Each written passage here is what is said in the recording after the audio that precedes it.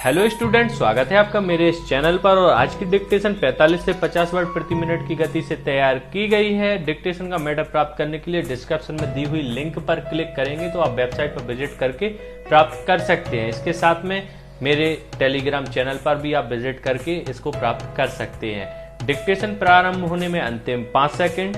4, 3, 2, 1 start. महोदय, मेरे विचार में भारत में ऐसे 5 आदिवासी क्षेत्र हैं जो जनसंख्या घनत्व के आधार पर अंतर रखते हैं, विकास की दृष्टि से अलग अलग हैं, सामाजिक परिवर्तन के आधार पर अंतर रखते हैं। जहां तक मैं समझता हूं कि उनमें राजनैतिक और खेतीहर ढांचे के संदर्भ में बहुत विविधता पाई जाती है, लेकिन ये समुदाय एक दूसरे से भाषा, संस्कृति और शारीरिक बनावट में काफी भिन्नता रखते हैं।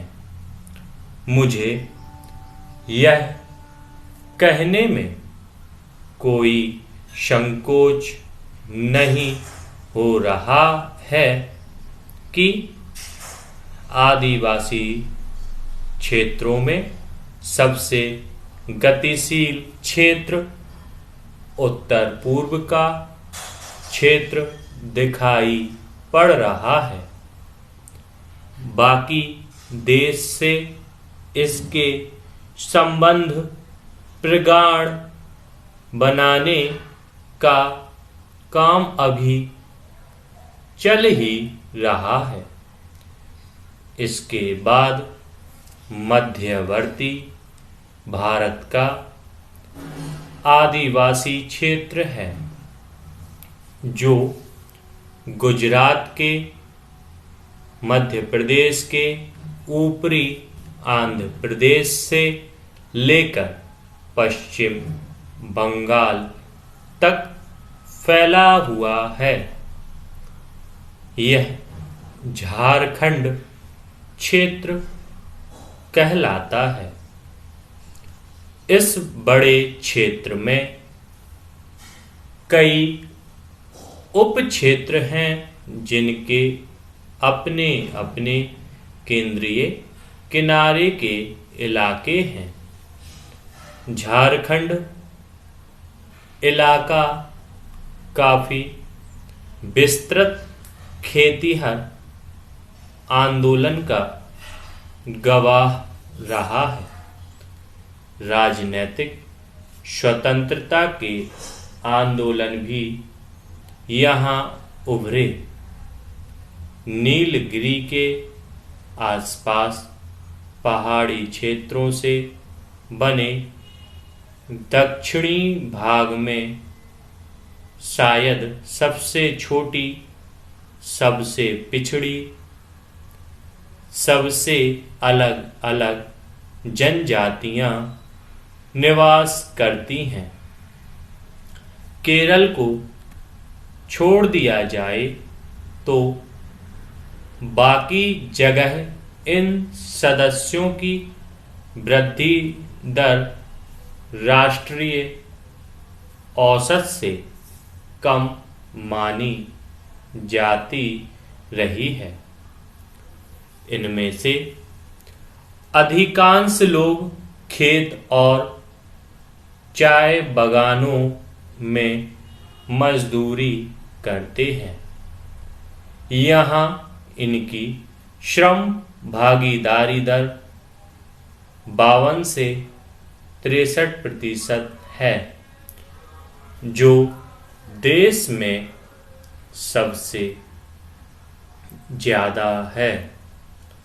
अलबत्ता टोडा कुर्चियान समुदायों में कुछ संपन्न तबका जरूर मालूम पड़ता है, जिसने शिक्षा और नकद अर्थव्यवस्था का भरपूर फायदा उठाया है। भारत का उत्तर पश्चिमी हिमालय क्षेत्र सबसे विरल, सबसे कम संसाधनों वाला इलाका रहा है। हिमाचल प्रदेश और उत्तर प्रदेश के आदिवासी सीमांत प्रदेश सबसे गरीब पिछड़े इलाके के नाम से पुकारे जाते हैं। इन इलाकों की जनसंख्या वृद्धि दर बहुत कम और श्रम भागीदारी दर बहुत ज्यादा है। यह हमारे लिए पीड़ा की बात है।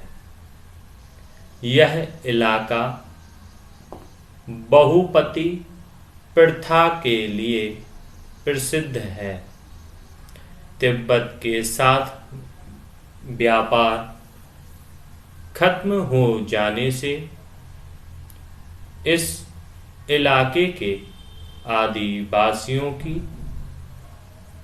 अर्थव्यवस्था गड़बड़ा चुकी है।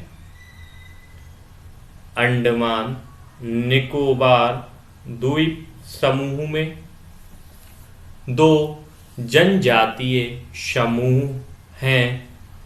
अंडमानी सबसे अलग थलग लगभग स्थिर आबादी वाले समूह हैं।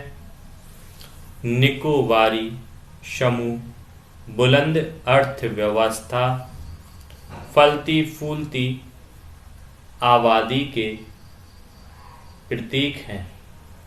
धन्यवाद स्टूडेंट्स। डिक्टेशन यदि आपको पसंद आई है तो इसको लाइक कीजिए, अधिक से अधिक शेयर कीजिए और चैनल को अभी तक सब्सक्राइब नहीं किया है तो चैनल को सब्सक्राइब कीजिए, क्योंकि आपको इसी प्रकार की डिक्टेशन 45 से 50 वर्ड पर मिनट, 40 वर्ड पर मिनट, स्टेनो से रिलेटेड आपकी 80 और 100 की स्पीड की डिक्टेशन, साथ में आपको कंप्यूटर से रिलेटेड नॉलेज, सीपीसीटी से रिलेटेड नॉलेज और आपको वैकेंसीज जो भी आती हैं उन सभी की नॉलेज आपको इस चैनल के माध्यम से प्रोवाइड की जा रही है। इसलिए आप चैनल को सब्सक्राइब कीजिए, नोटिफिकेशन बेल को क्लिक कीजिए ताकि आपको नोटिफिकेशन प्राप्त होते रहे।